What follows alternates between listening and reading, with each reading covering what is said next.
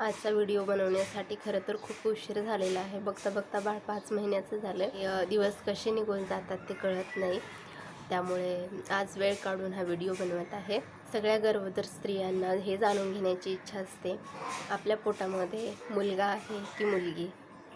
तर मी माझ्या प्रेग्नन्सीमधले सगळे खरे अनुभव तुमच्यासोबत या व्हिडिओमध्ये शेअर करणार आहे, जेणेकरून तुम्हाला एक अंदाज लागेल की माझ्या पोटामध्ये काय आहे.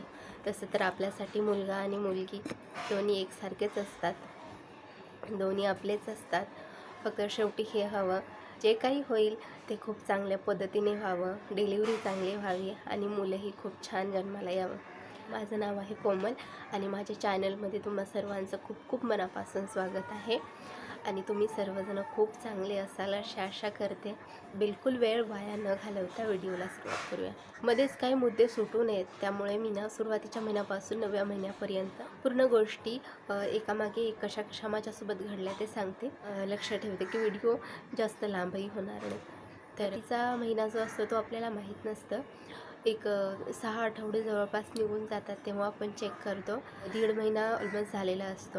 उलटी वगैरेंचा थोडाफार त्रास जाणवला, तो दुसऱ्या महिन्यापासून जाणवला आणि बल दुखायला लागतात, तो त्रास मला जाणवला. त्याच्यानंतर 3ऱ्या महिन्यापर्यंत आणि 4थ्या महिन्यापर्यंत थोड्याफार मला उलट्या सकाळी 2 किंवा संध्याकाळी दुपारी 5व्या महिन्यामध्ये लागले, तेव्हा लूज मोशनही झाले होते. तर हे माझ्या बाबतीत घडलेलं आहे, त्यामुळे मी तुम्हाला सगळं सांगते. जसं दुसरे आपल्याला सांगत असतात तर त्याप्रमाणे माझं दुसऱ्यांबद्दलचं एक निरीक्षण जाणवलेलं आहे. ते म्हणजे डोळ्यांवरती रांजणवाडी येते आणि ती कायम राहते. 9व्या महिन्या म्हणजे डिलिव्हरीपर्यंत राहते. तेव्हाही मुलगा असू शकतो, कारण की मी जे नोटीस केले बऱ्याच लोकांमध्ये तर तो नक्की मुलगाच झालेला आहे त्यांना. तर पण मला असं काही रांजणवाडी वगैरे आली नव्हती डोळ्यांमध्ये किंवा फेसमध्ये जे चेंजेस बोलतात ना, की ग्लो येतो, मुलगी असेल तर ग्लो येतो किंवा मुलगा असेल तर ग्लो येतो. तर माझ्या बाबतीत असं काहीही घडलेलं नाही आहे. माझं ॲज इट इज फेस जसं आहे तसं ॲक्ने असेल किंवा ग्लो आलेला नाही किंवा ग्लो गेलेलाही नाही. अगदी फेस माझं जसंच्या तसं राहिलेलं आहे पूर्ण कंटिन्यू 9 महिने.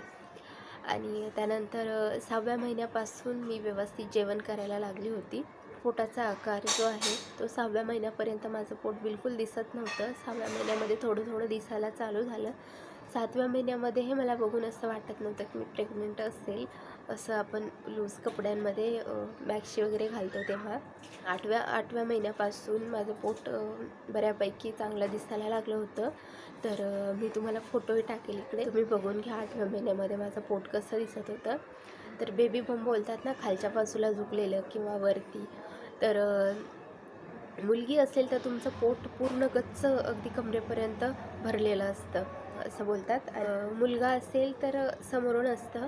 जर पाठीमागून तुम्हाला बघितलं तर कळत नाही की तुम्ही प्रेग्नंट आहात.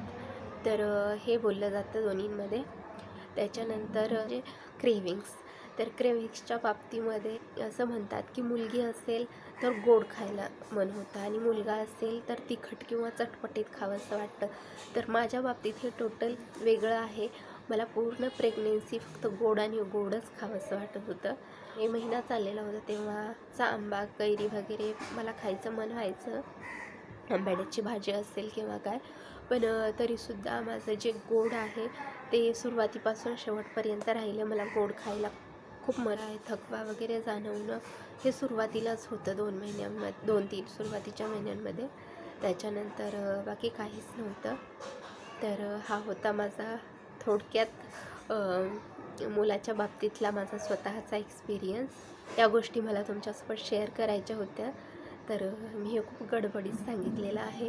तर पुढच्या व्हिडिओमध्ये मी तुम्हाला मुलगा आणि मुलगी या दोघांमध्ये, कारण की माझी एक मुलगी पण आहे, मुलगी मोठी आहे आणि मुलगा आता लहान आहे. तर दोन्हींमध्ये मुलीच्या वेळेत आणि मुलाच्या वेळेत दोन्हींमध्ये काय डिफरन्स होता हेही सांगेल. की मी इथेच थांबते.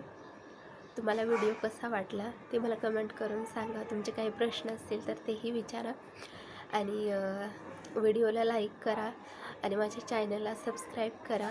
तुम्हाला असेच भरपूर महत्त्वपूर्ण व्हिडिओ माझ्या चॅनलवरती बघायला मिळतील. चला भेटूया पुढच्या व्हिडिओमध्ये.